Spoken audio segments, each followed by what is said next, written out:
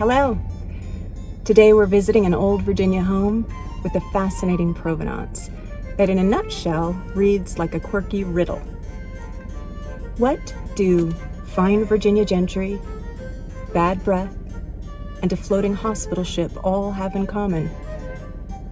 The answer? Carter Hall in Millwood, Virginia. Join me and we'll connect the dots. Let's go!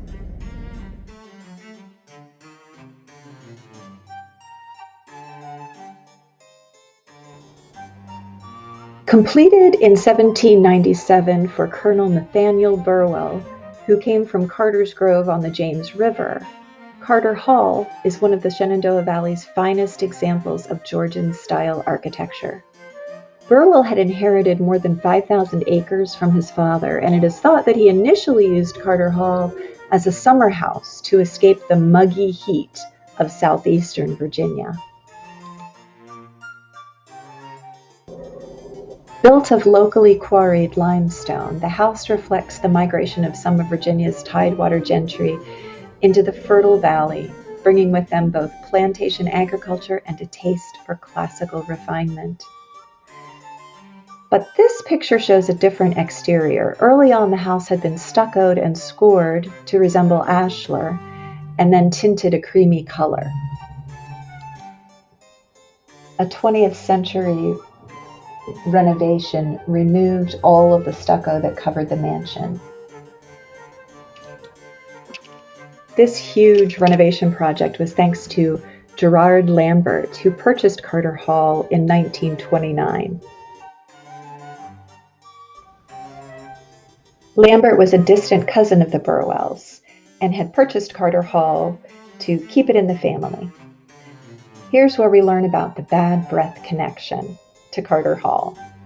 Lambert's father had developed an improved antiseptic that would kill germs but not destroy tissue. And he had received permission from the English surgeon Joseph Lister, the father of antiseptic medicine, to call the improved antiseptic Listerine. Lambert, who made the name Listerine a household word, used it for the little-known medical term halitosis. He received tons of money when he divested himself of his public stock in Lambert Pharmaceuticals in 1928.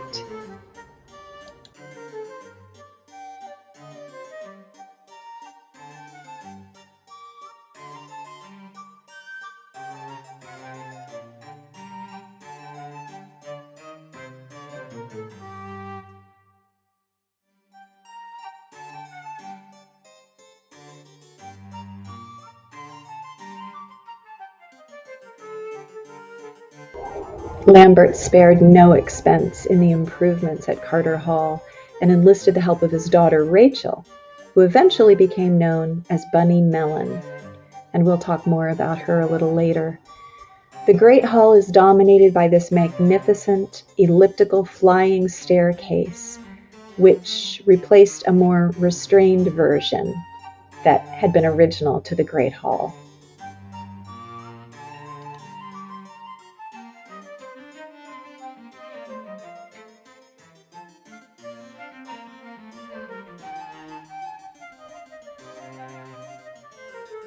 The crystal chandelier is late 18th century. It's Anglo-Irish origin, consists of 12 faceted S-shaped candle arms, and was originally designed and constructed for illumination by candles.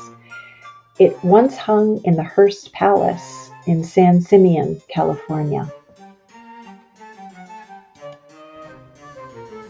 The repeated fluted Ionic pilasters in the dining room emphasize a verticality to the room, and the Ionic capitals topping these repeat the pattern set by the main portico columns outside.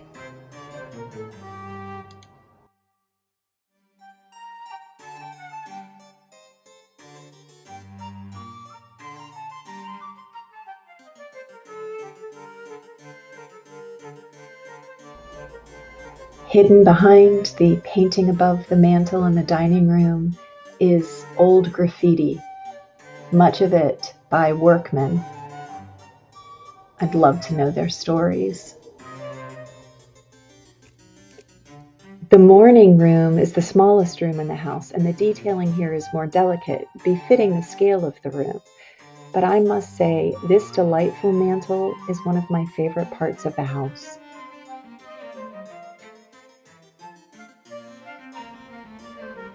This handsome wood-paneled library also has an enchanting mantel. Actually, I think this one is my favorite. It's classical and whimsical at the same time.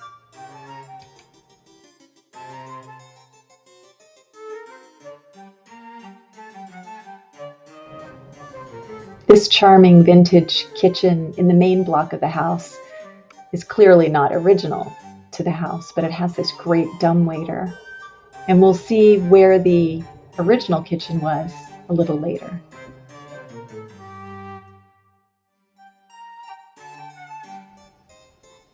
Moving upstairs now, we'll take a peek at some of the bedrooms.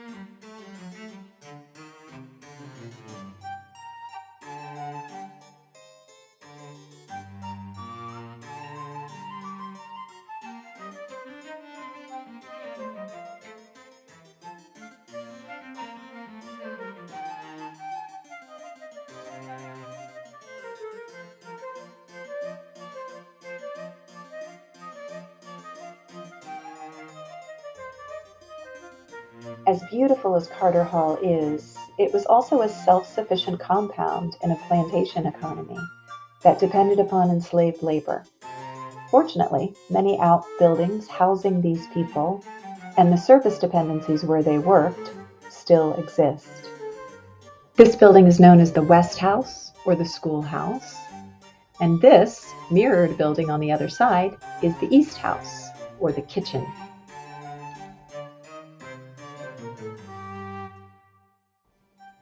The kitchen has this 10-foot fireplace with brick cooking ovens to either side, and also living quarters upstairs.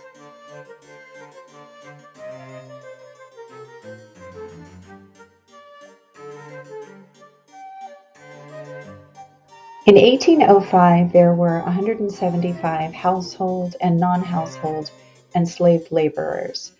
And in addition to the buildings that housed these people, other buildings still standing are the smokehouse, wash house, dairy, and stables.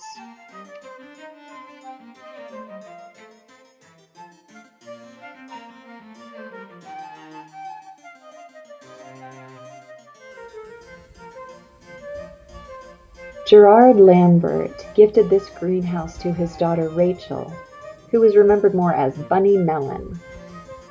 Bunny Mellon became an American horticulturalist, gardener, philanthropist, and art collector. She designed and planted a number of significant gardens, including the White House Rose Garden. Mellon was the second wife of philanthropist and horse breeder Paul Mellon.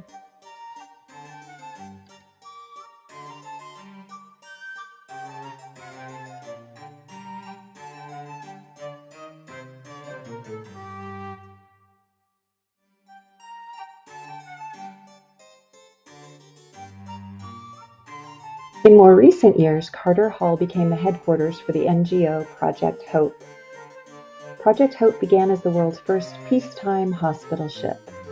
The ship was retired in 1974, but the nonprofit organization continued and established itself here from 1978 until 2018. Carter Hall is once again under private ownership. I thank you for visiting this old Virginia home with me, and stay tuned for an upcoming video which will feature the ghost stories of Carter Hall.